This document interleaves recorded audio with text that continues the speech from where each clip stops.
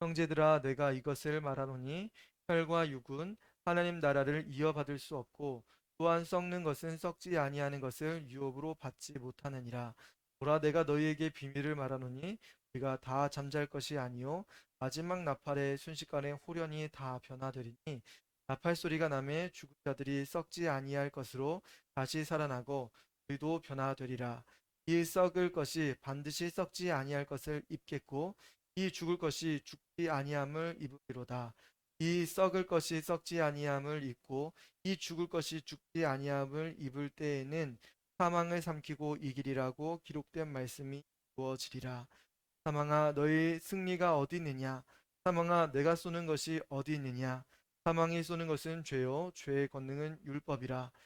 우리 주 예수 그리스도로 말미암아 우리에게 승리를 주시는 하나님께 감사하노니 그러므로 내 사랑하는 형제들아 견실하며 흔들리지 말고 항상 주의 일에 더욱 힘쓰는 자들이 되라. 이는 너희 수고가 주 안에서 헛되지 않은 줄 알라. 성도의 부활이라는 제목으로 말씀하겠습니다. 우리 성도님들은 많은 일들을 감당하셔야 됩니다. 그것이 바로 하나님께서 우리에게 명령하신 사명 중에 하나예요. 58절에 보면 그러므로 내 사랑하는 형제들아, 여기서 형제들이라고 할 때는 형제만 말씀하시는 것이 아니라 형제 자매를 말하는 거죠. 성도들에게 하시는 말씀입니다. 견실하며 흔들리지 말라고 말씀하세요. 견실하다는 것은 흔들리지 이렇게 굳건한 태도를 이야기하는 거거든요. 굳건한 태도를 가지고 있으라고 말씀하세요. 굳건한 태도를 가지고 흔들리지 말라고 말씀하세요. 우리 신앙생활 하다 보면 굉장히 많이 흔들리시는 분들이 계시죠. 요게 바람 한 번만 불면은 신앙이 있다가도 없고 없다가도 있고 하는 그런 성도들의 삶이 많이 나타나는데 성경은 그렇게 흔들리지 말라고 말씀하세요. 근실하라고 해요. 견고하라고. 여러분의 태도가 항상 굳은 마음으로 고든 마음을 가지라고 성경은 이야기합니다. 그러면서 흔들리지도 말고 항상 주의 일에 더욱 힘쓰는 자들이 되라라고 말씀하세요. 누구의 일에 힘쓰는 자들이 되래요? 항상 주님의 일에. 예수님의 일에 힘쓰는 자들이 되라라고 성경은 이야기하고 계십니다. 여러분, 이 성경이 왜 흔들리지 말고 견실하면서 주의 일에 항상 힘쓰는 자들이 되라라고 말씀하실까요? 우리가 신앙생활 하다 보면 넘어지고 쓰러질 때도 있어요. 근데 분명한 사실은 왜 그러는지를 여러분들이 아셔야 돼요. 그런 거에 있어서 고린도 전서 15장은 우리에게 답을 제시해 줍니다. 무엇이냐면 성도에게 부활이 있다는 사실이에요. 우리가 부활이 없다고 하면 모든 것들이 다 헛겁니다. 사도 바울은 이야기해요. 우리가 믿는 것도 헛거고 우리가 믿는 예수님도 헛것이래요. 부활이 없다라고 하면 우리가 믿는 것, 우리가 전하는 것, 우리가 봉사하는 것 모든 것이 헛거래요. 그러면서 세상에서 제일 미련하고 세상에서 제일 쓸모없는 인간이 그리스도인이라고. 사도 바울은 엄청나게 일을 많이 했죠. 자기를 본받는 자가 되라고 하면서 그는 파선의 위험도 당하고 강도의 위협 그리고 감옥에도 갇히고 매도 맞고 엄청난 위협들을 많이 감수하면서도 그는 자신을 본받는 자가 되라라고 말씀하시면서 왜 자신이 그렇게 매를 맞고 그렇게 환난을 당했느냐라고 성경은 우리에게 제시해 주는데 그 이유가 뭐래요? 그 이유는 부활하셨기 때문에 하는 거예요. 예수님의 부활이 대체 무엇이기에 성도의 삶을 이렇게 이끌어 가셨나? 우리는 고린도전서 15장을 통해서 이해를 해야 됩니다. 많은 사람들이 부활이 없다라고 이야기하는 사람들이 있어요. 그럼 12절 말씀 한번 볼게요. 그리스도께서 죽은 자 가운데서 다시 살아나셨다 전파되었거늘 너희 중에 어떤 사람들은 어찌하여 죽은 자 가운데서 부활이 없다 하느냐? 부활이 없다라고 하는 사람이 있대요. 부활이 없다.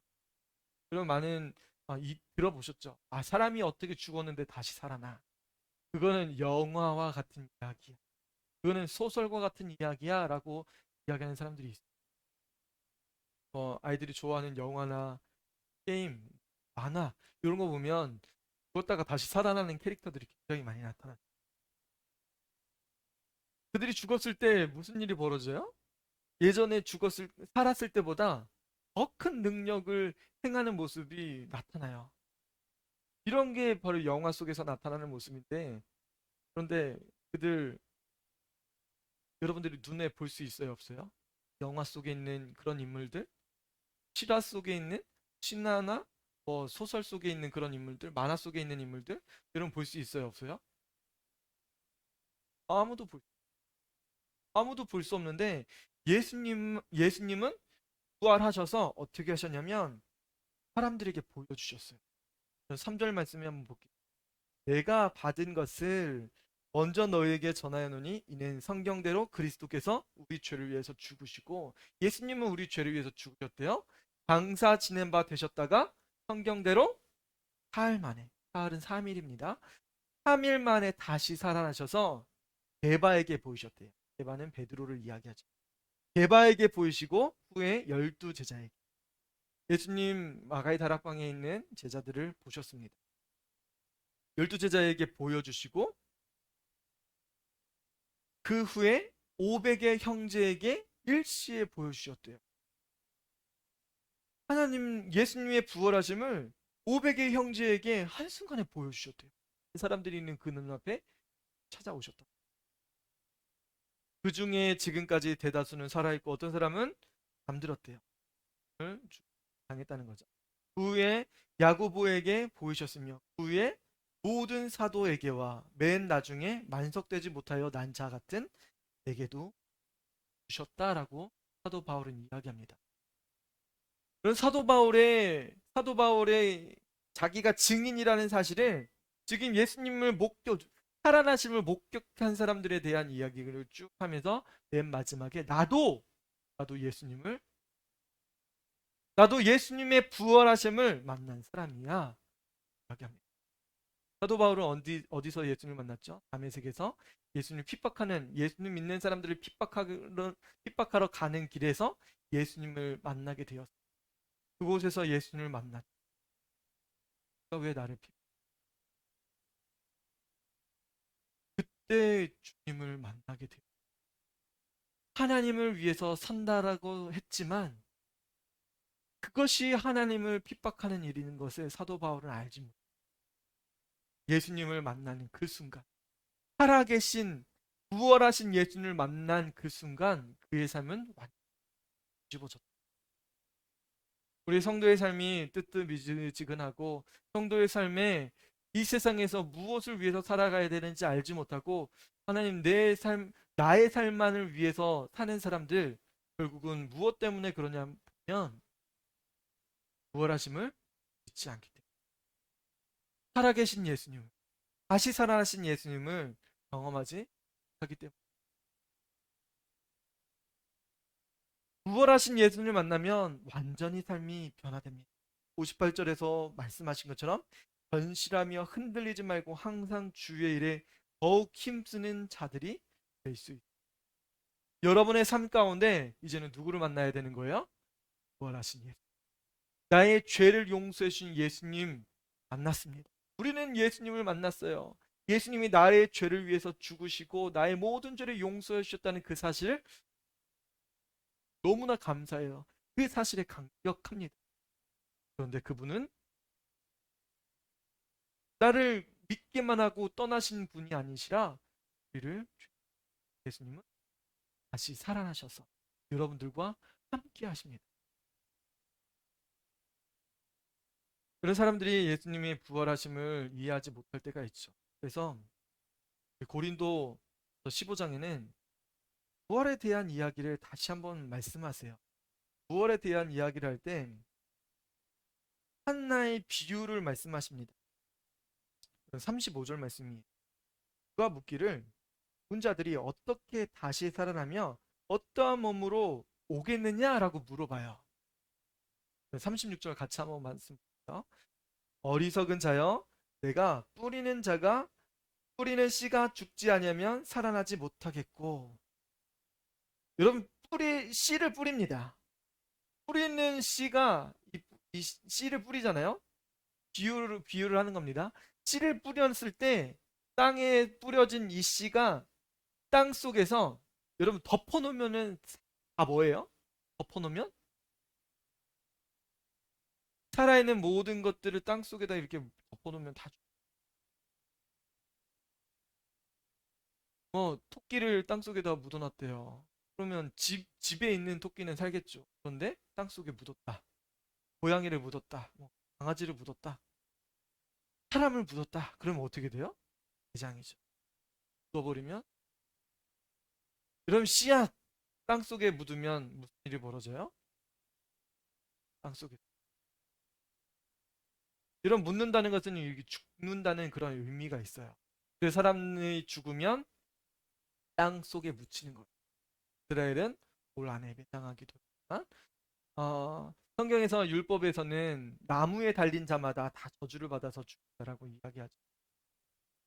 그렇기 때문에 우리 인간은 원래 인간을 하나님께서 처음 만드셨을 때 흙으로부터 인간을 만드셨어요. 흙으로 만들었기 때문에 인간은 흙으로 돌아가는 거예요. 씨를 땅에 뿌렸습니다. 이 씨가 땅 속에서 어떻게 돼요? 썩는 겁니다. 죽어가는 거예요. 이 씨가 그대로 있으면 이 씨에서 줄기가 자라지 뿌리가 내리지 못합니다. 그런데 이 씨가 죽었을 때, 이 씨가 죽었을 때 무슨 일이 벌어지는 거예요? 씨가 죽지 않으면 살아나지 못한다라고 말씀. 또 내가 뿌리는 것은 장래의 형체를 뿌는 것이 아니요 만일 밀이나 다른 것의 알맹이 뿐이로되라고 말씀하세요. 그럼 뿌리는 것이요. 자란 것을 뿌릴까요? 복숭아 열매를 복숭아 열매 자라는 다 자란 그 열매를 땅 속에 그냥 심어버리나요? 어떻게 해요? 뿌릴 때는 씨앗만 뿌립니다. 씨앗만. 씨앗만 뿌리면 돼요. 열매 다 먹고 살 다 발라 먹고 씨앗만 딱 심으면 그 안에서 비가 나고 꽃이 피고 열매를 맺는. 장래의 형체를 뿌리는 것이 아니라고 이야기합니다. 이 말이 무슨 말일 것 같아요? 그럼 좋은 것은 여러분들이 먹으면 됩니다. 열매에 좋은 것은 여러분들이 밀이라는 거 있죠. 많은 밀이 있습니다. 많은 거 먹을 수 있어요. 그런데 씨앗으로 삼을 것들은 몇 개 남겨둬두고 것들을 먹어도 돼요.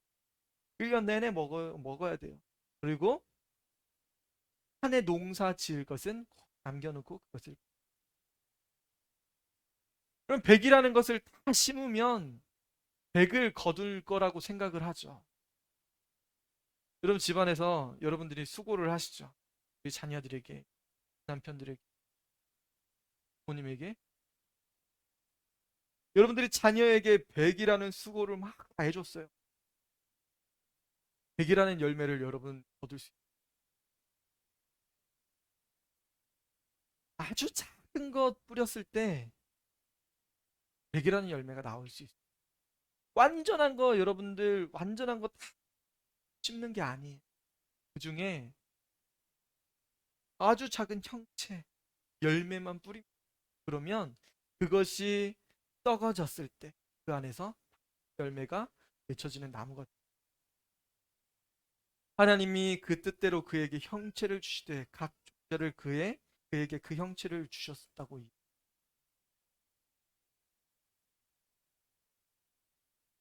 하나님께서는 우리에게 하나를 심었을 때 많은 열매를 맺기. 온전한 것 다 심는 것이 아니에요.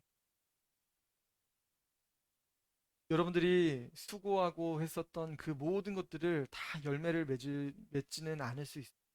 오늘 말씀으로 돌아와서요. 50절 말씀에 형제들아 내가 이것을 말하노니 혈과 육은 하나님 나라를 이어받을 수 없고 또한 썩는 것은 썩지 아니할 것을 유업으로 받지 못하느니라라고 말해요. 혈과 육은 하나님 나라에 갈 수 있대요, 없대요?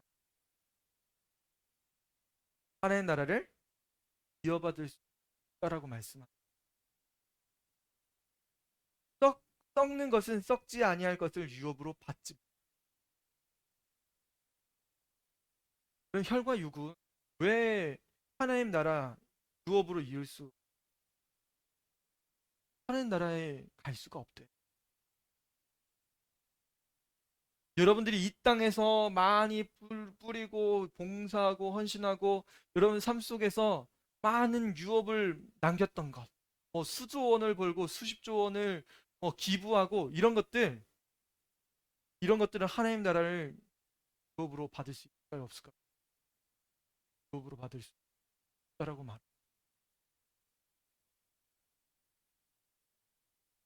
썩는 것은 썩지 아니할 것을 유업으로 받지 못한다고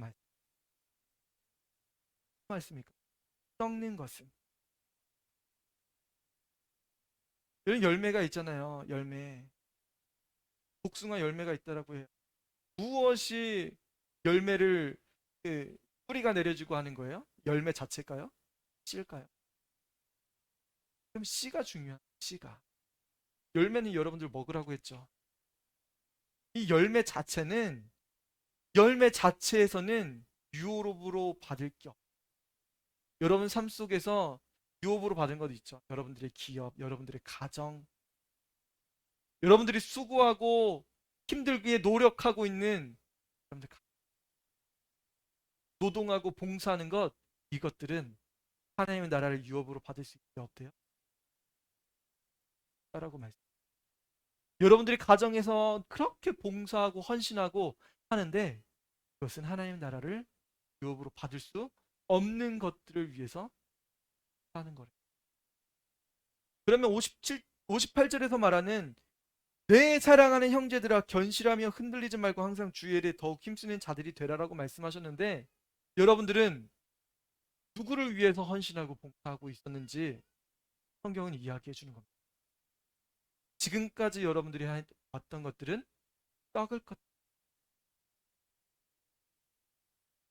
하나님의 나라를 위해서 유업으로 받을 수 있는 것들을 위해서 하고 있지 않았다는 거예요. 여러분 마땅히 여러분들 하셔야 될 것을 하셔야 됩니다. 여러분 가정사역 잘 하셔야 돼요. 여러분 직장생활 잘 하셔야 됩니다. 여러분 국가를 위해서 헌신하고 봉사하고 세금 내는 일들을 잘 하셔야 됩니다. 그런데 그것들은 하나님의 나라를 위한 것이 아니라 여러분 가정을 위한 거고 여러분 직장을 위한 거고 나라를 위한 것이에요. 하나님의 나라는 법으로 따라고 보라 내가 너에게 비밀을 말하노니 우리가 다 잠잘 것이 아니요 마지막 나팔에 순식간에 호련히 다 변화된다라고 말씀합니다. 하나님 우리에게 한순간에 다 변화되는 시점이 올 거라고 말씀하십니다. 나팔 소리가 마지막 나팔 소리가 울려 퍼집니다. 일곱 번째 나팔 소리. 그 나팔 소리가 울려 퍼질 때 죽은 자들이 썩지 아니할 것으로 다시 살아난대요. 이미 매장돼서 죽은 사람이 썩지 아니한 몸과 같이 연합된다는 거예요.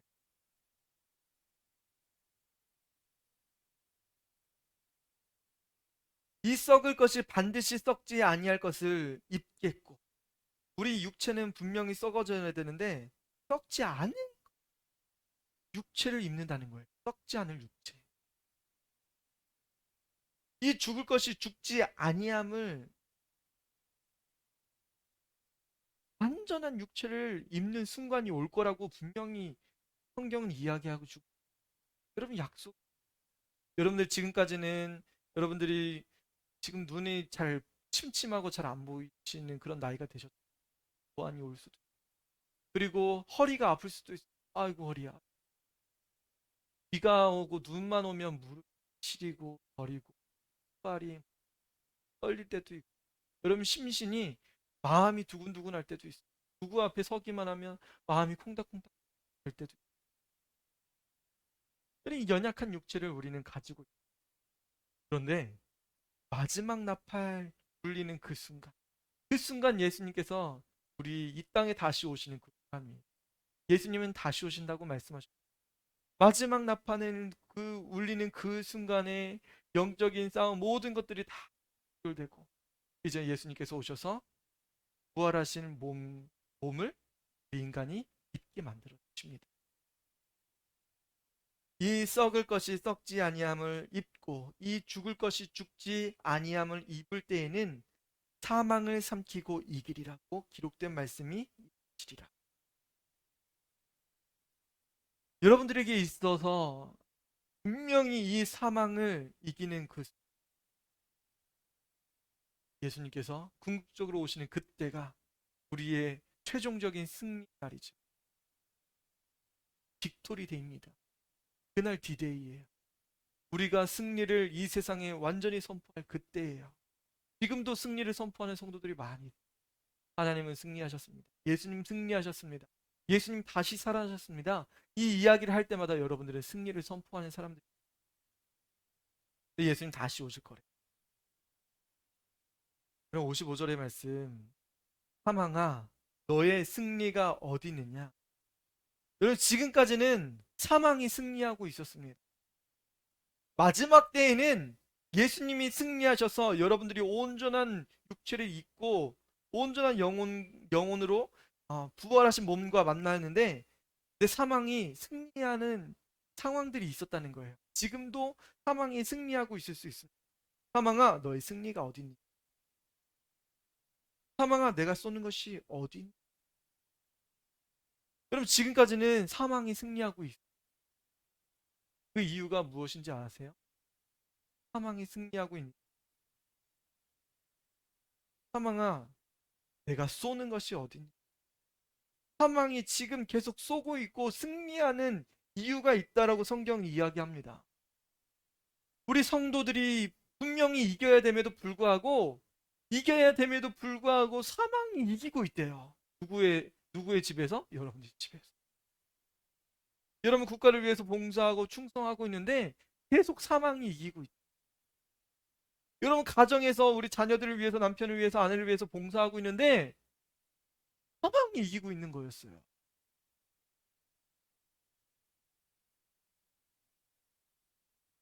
사망의 승리가 어디니? 사망은 네 쏘는 것이 어디냐? 사망에 쏘는 것은 죄요, 죄의 권능은 율법이라라고. 사망이 쏘는 것은 어디에서 나온대요? 죄에서 죄가 계속 나타날 때마다 사망이 이기고 죄가 나타나. 그럼 죄는 어디서 그 능력이 나올까요? 죄의 능력. 그것이 영어에서는 율법이라는 이 단어가 law로 써 있더라고요. 법입니다, 법. 그럼 법이 있는 곳에 누가 이기는 거예요? 우리나라에서는 법이 있으면 정의가 있다라고 가르치죠. 법이 있으면 정의. 법이 있으면 분명히 정의. 공의가 바로 설 때 정의. 그런데 성경은 무엇을 이야기해요? 나라에서 이야기하는 것과 다릅니다. 율법은 죄의 권능, 죄의 파워를 만들어낸, 죄의 힘을 만들어낸.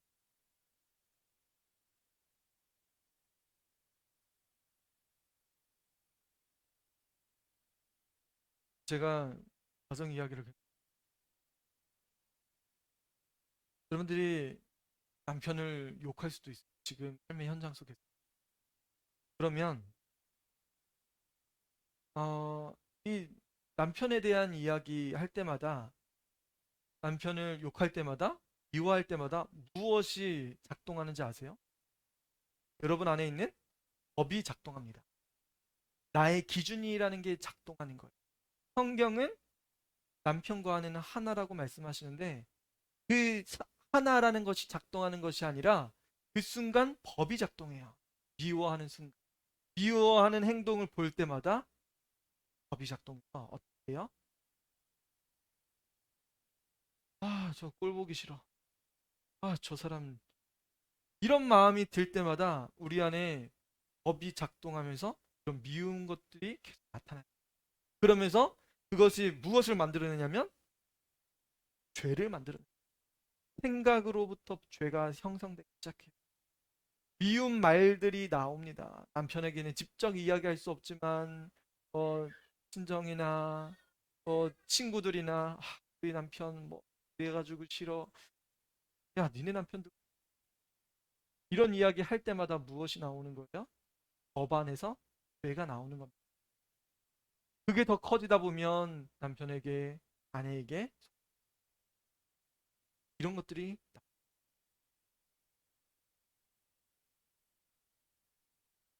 이런 것들은 결국은 사망에 쏘는 것들로 형성됩니다. 큰 사망을 만드는. 그래, 남편을 주신 이유가 뭐예요? 아내를 주신 이유가 뭐예요?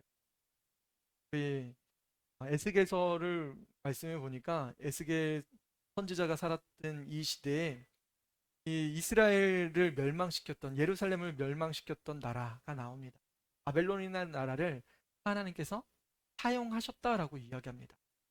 복이라는 나라의 왕을 사용하셨다고 이야기하죠. 이 외세를 통해서 하나님은 이스라엘 백성들이 계속 침략을 통해서 돌이켜서 하나님을 믿길 원하셨어요. 그런데 이 외세를 이스라엘 백성들이 미워한 거예요. 돌이키지 않는 겁니다. 하나님인 이 외세를 통해서 하나님의 백성들이 주님께 돌아와서 하나님께 회개함으로 돌아오길 원하셨는데 그것을 하지 않는 것. 하나님 어떻게 하죠? 이스라엘 백성도 멸망시키게 했던 그 나라도 하나님께서 징벌하셨다. 여러분들을 힘들게 하는 남편, 아내들, 부모님들, 자식들은 하나님께서 사용하시는 거라는 거예요. 뭐에 대한 도구예요? 여러분들이 죄에서 돌이켜서 하나님께 돌아오게 하기 위한 도구라는 사실이에요. 그런데 여러분들이 그들을 미워하면 일이 벌어져요. 그 미움이 여러분들을 사로잡고 그 미움 때문에 죄가 50절 말씀처럼 혈과 육은 하나님 나라를 이어받을 수 없다고 하죠. 여러분들은 결국은 하나님의 나라를 유업으로 받을 수 없는 일들을 계속. 여러분들이 그렇기 때문에 여러분들을 미워하고 여러분들을 힘들게 하는 사람들을 위해서 기도하라고 그들은 여러분들의 원수가 아니라 여러분들을 하나님 앞에 돌아오게 하기 위한 도구예요. 하나님, 나는 구원받았는데 저들은 너무 원수 같고 미워요 라고 이야기할 수 있어요. 그들은 구원해 낼 사람은 누구밖에 없어요. 여러분들이 미워하고 있다고 하면 그들의 미움은 더 커서 여러분들을 더 멸망시키려고 노력할 거예요. 그런데 여러분들이 하나님을 온전히 깨닫고 그 자리에서 하나님, 나의 죄 때문에 이런 일들이 벌어. 나의 죄를 용라고 무릎 꿇을 때 하나님은 여러분 가정에서 일을 하기 시작합니다. 그 사람을 용서해 주실 마음을, 그 사람을 구원할 수 있는 계획들을 실행하고 계세요. 그럼 많은 가정들이 쉽게 갑니다. 너무 쉽게 갈라지고 쪼개지고 세상 가정들이 그렇게 합니다. 근데 성도의 가정은 하나님께서 무엇을 주신 거예요? 세상 가정과 다른 거예요. 세상 가정에서는 마음에 안 드네. 내 생각이랑 다른데? 나랑 추구하는 것이 달라라고 하면 떠버릴 수도 있어. 길이 다르니까 깨져. 아이들 양육권 서로 나누고 아니면 당신이 나에게 양육비를 또 이렇게 청구할 수 있어. 굉장히 간단합니다. 법안에 딱 이렇게 딱딱딱 나오잖아요. 하면 돼요. 근데 성경은 무엇을 이야기해요? 그 법이 여러분들의 가정을 사망으로 이끈 이야기예요. 법이 들어가는 곳마다 사망이 여러분들을 왕노릇하는 거예요. 하나님의 나라를 유업으로 받기는커녕 여러분 그냥 썩어질 존재. 여러분 하나님 나라의 유업으로 받을 수 있어요. 여러분들의 원수를 온전하게 깨닫는 하나님께서 나에게 보내주신 원수는 나를 하나님께로 돌이키기 위한 도구였기라 그 사실을 여러분들이 깨달으셔야 됩니다. 그럴 때 여러분들은 그 원수를 위해서 하나님 이 불쌍한 영혼 나에게 맡겨주셨네. 나에게 이 영혼을 감당하라고 눈물 흘리라고 하시는 것. 나를 너무 감사합니다. 내가 하나님 앞에 범죄해서 그 사실을 알지 못하고 지금까지 지내왔습니다. 나의 죄를.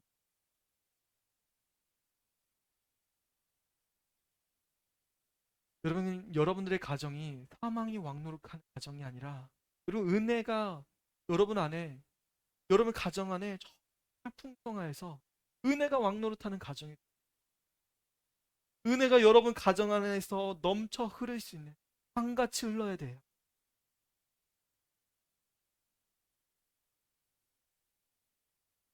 우리 주 예수 그리스도로 말미암아 우리에게 승리를 주시는 하나님께 감사합니다.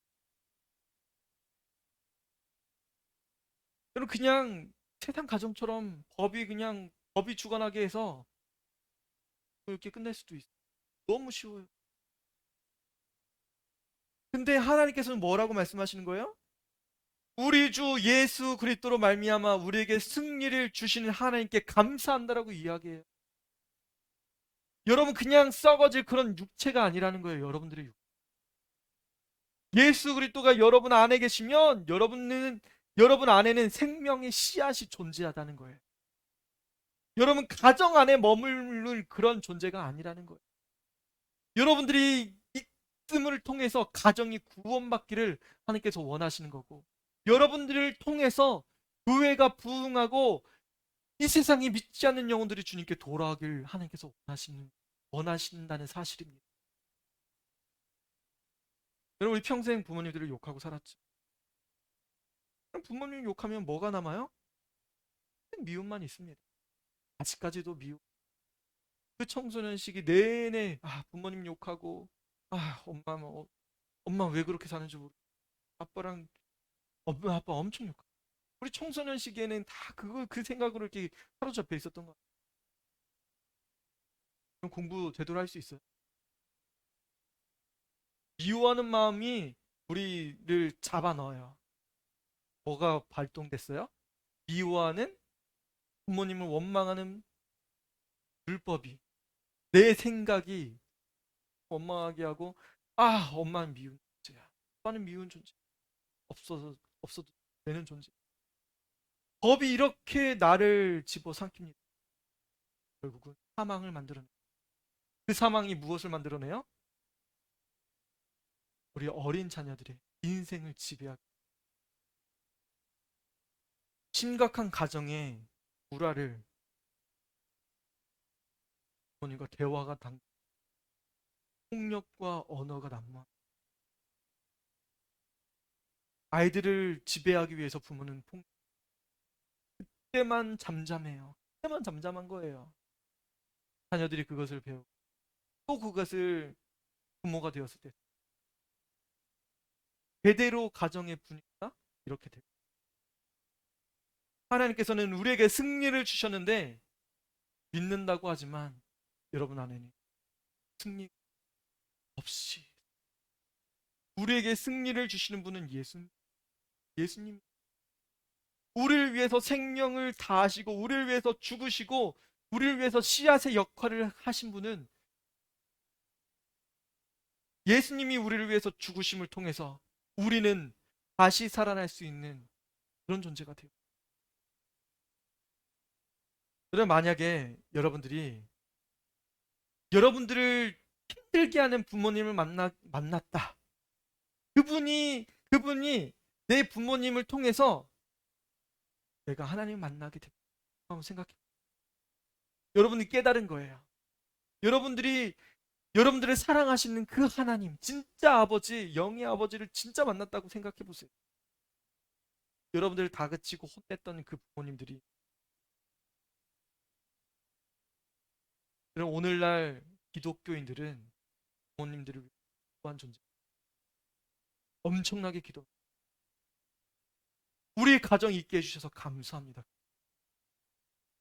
우리 부모님 있게 해주셔서 청소년 때 그렇게 미워했었던 그 존재가 예수님 믿는 그 순간 무슨 존재로 바뀌는 거예요? 내가 있고 나를 구원받을 수 있는 그런 존재 삼아주셔서.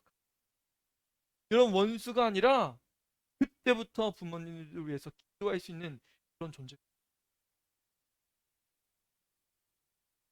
여러분들의 죄는 용서받고 여러분들이 눈물로 기도할 때마다 우리 부모님들이 예수님을 만날 수 있는 이 사역을 평생 감당하셔야 돼요. 여러분 믿는 부모가 되셔야 된다. 부모님을 위해서 기도할 때 여러분들은 가정의 파수꾼이 될 수 있어요. 하나님 여러분들에 맡겨주신 거예요. 이 가정을 맡겨주셨는데 여러분 법이 지배해서 여러분의 가정을 파괴시키면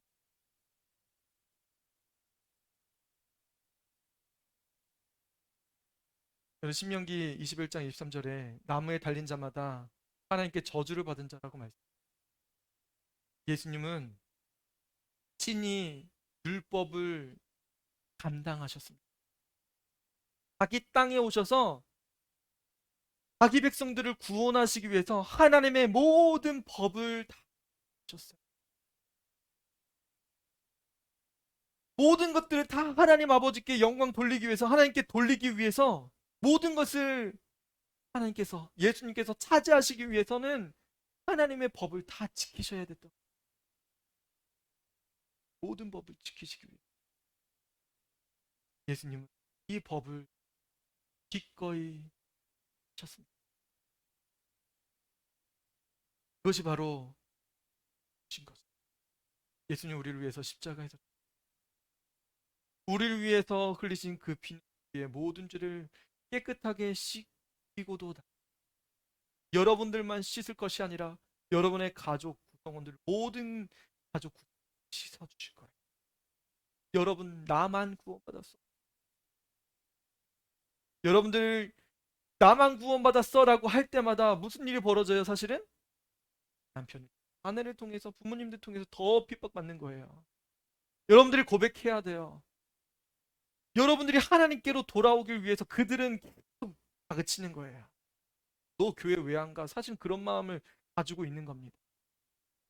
믿지 않는 사람들이 이야기하는 거 여러분들 다그치고 있는 거예요. 여러분들이 싸우지 않기 때문에 여러분의 신앙 안에서 승리를 쟁취하지 않기 때문에 이런 일들이 벌어지고 있는 거예요. 여러분 언제까지나 여러분 안에 율법이 주장하는 것이 아니라 예수 그리스도가 여러분 안에 여러분 가정 안에 주관하셔야 됩니다. 예수님은 여러분을 위해서 죽으셨습니다. 좋은 씨 하나만 심으면 됩니다. 여러분들이 그토록 자녀들을 배불리게 하고 여러분 가정을 위해서 배불리게 했던 그 씨앗들 여러분 심을 그거 거기에서는 열매가 맺지 않아. 여러분들이 가장 좋은 씨앗 심어야 돼. 그 씨앗이 바로 예수님. 예수님을 여러분 가정 안에 심으면 그 씨는 죽어서 여러분 가정 안에 많은 열매를 예수님은 여러분 안에서 죽기를 원하십니다. 여러분들이 죽을 여러분들이 여러분들이 남편에게 대드는 것보다 예수님의 사랑을 전해. 예수님은 그렇게 하셨지. 남편, 아내, 내가 당신을 위해서 당신도 하나님께서 이 이야기를 전해줄 때마다 하나님 사랑이 여러분 가정을 좋은 씨를 뿌리. 여러분 부지런하게 일을 하라고 말씀. 건실하며 흔들리지 말라고 말씀. 여러분 가정 안에서 무엇 때문에 넘어지고 흔들렸어요. 항상 힘써야 될 것이 무엇인지 여러분 알겠다. 여러분 안에 여러분 심령 안에 여러분 가정 안에 좋은 씨를 심으셔. 바로 예수님을 심으셔. 여러분 심령 안에 예수님 심으셔야 돼. 좋은 위치, 그 흙 표면 그 좋은 위치에 딱 심으셔야 돼요. 깊게 심으셔도 안 되고 너무 표면에 심으셔도 안 돼요. 심어야 돼요. 가장 좋은 곳에 예수님 심고 날마다 이것을 이 씨가 나오는지 이 줄기가 나오는지 안 나오는지를 예수님 심었는데 나오지 않아요. 예수님 심은 건 나올 수 있게 자랄 수 있게 예수님 이것이 자랄 수 있게 예수님 우리 남편이 주님 돌아올 수 있게 그렇게 기도하시고 간구하시며 주님께 돌이키시는 모든 성도님들 되시길 바랍니다. 우리 같이 기도했으면 좋겠습니다. 하나님 우리가 성도의 부활을 정말 맛봐야 됩니다. 우리 진정한 성도의 부활이 무엇? 우리가 무엇을 꿈꾸어야 되는지 좋은 것 심어야 예수님을 심고 예수님을 위해서 일해야 되고 이 영혼 구원을 위해서 나아가 그것을 하지 않았기 때문에 우리에게 핍박이 일어나고 우리에게 환란이 일어났었던 겁니다. 주님 도와주셔서 우리가 가정을 위해서 믿지 않는 자녀들, 믿지 않는 남편과 아내들, 부모님들 위해서 도와주세요. 우리가 이 복음 이번에 명절인데 혹시나 가정이 돌아간다고 하면 예수님을 심으세요. 예수님을 뿌려주세요. 예수님께 돌아올 수 있게 달라고 여러분 같이 명절을 위해서도 같이 들은 말씀 놓고 잠시 기도하도록 하겠습니다.